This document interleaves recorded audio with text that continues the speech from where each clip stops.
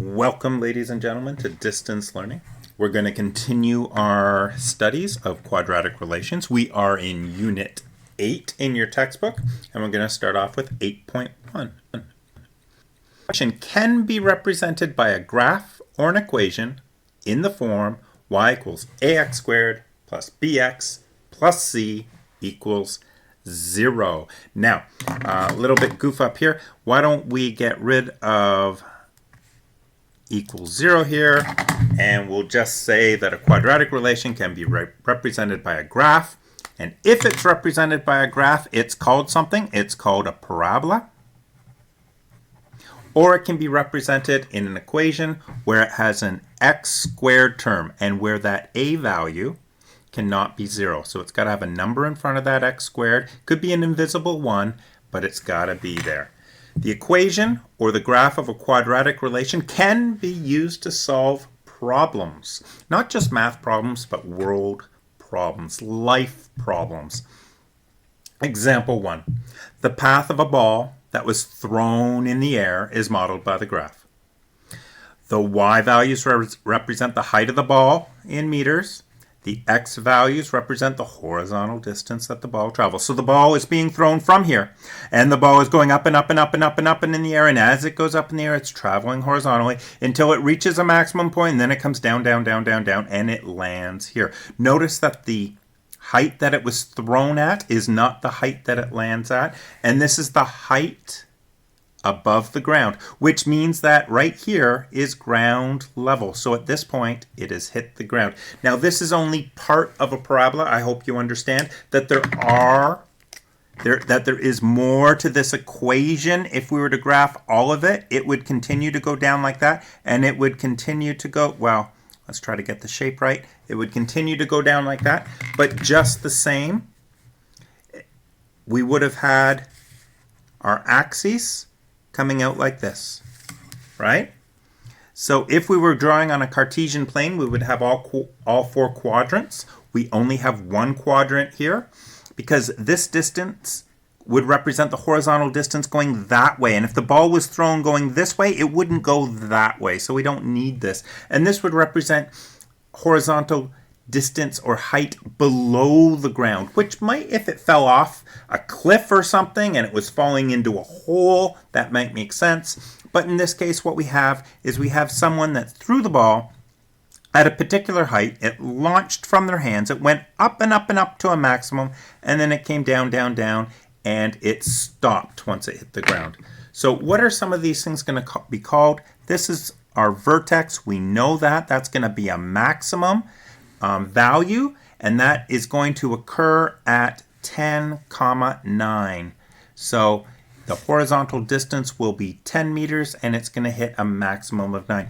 What's this called? This is going to be the y-intercept. And this point right here seems to be 0, 1.5, which means when it left, when it hadn't traveled horizontally at all, it was already 1.5 meters off the ground. And this point over here would be called an x-intercept. And that would be at, it looks about 21, 0, which means that at 21 meters, it's going to hit the ground. So we have part of a parabola here. And we know that this domain, this x value is only going from 0 up to 21 because at 21 it hit the ground. So let's try to answer some of the questions that are here. What is the maximum height that the ball reached? What was the maximum height the ball reached? We have too many was's in there. So the maximum height that the ball reached was 9 meters above the ground. That was the maximum that it reached. How far had the ball traveled horizontally to reach this maximum height? Well, it traveled 10 meters horizontally. What horizontal did the ball travel before it hit the ground? Well, it traveled all the way out here until it hit the ground, and that was 21 meters horizontally. From what height was the ball thrown from?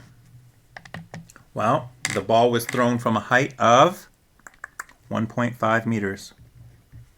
vertically. What is the height of the ball after traveling a distance of 6 meters? So after traveling 6 meters, it comes out to here. And then it comes up to here. Which means that after traveling a horizontal distance of 6 meters, it was at a height of 8 meters vertically. And what is the horizontal distance when the ball is at a height of 4 meters? Well, when is the ball at a height of 4 meters? Well, it's going to be at a height of 4 meters here. I'm going to get a different color. Here we go. So it's at a height of 4 meters here, and it's going to hit the axis at 2 points. One on the way up and one on the way down. So notice that it's going to hit a value of 4 meters off the ground at 2 meters horizontally and so that's on the way up, and 18 meters horizontally.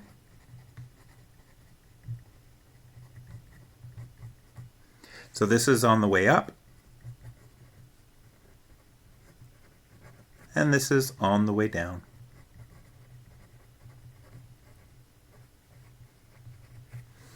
Okay, so now let's get a little bit more specific on here. What was the maximum height and how far had the ball traveled horizontally to reach the maximum height?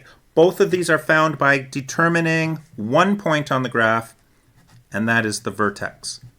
So that's important to realize, that the vertex will give you maximum height and how far for maximum height. Horizontal distance traveled before it hits the ground. Well, that's the x-intercept. That was right here. So that's the x-intercept. And that is when it hits the ground. So that's when y equals 0. Okay? And for from what height is the ball thrown? Well, that's going to be your y-intercept. And that occurred when x equals 0. That was here. And then the rest we had to determine what point it was at, and then determine if we were interpolating this way up and over, or interpolating this way over and down. And interpolating is when you guesstimate a value on a graph within the values that you're given. You don't have to go outside the scales. All right, guys, that was 8.1. That's all that there was to it. And oh, no, there's a second example. I'll pause here and we'll do the second example.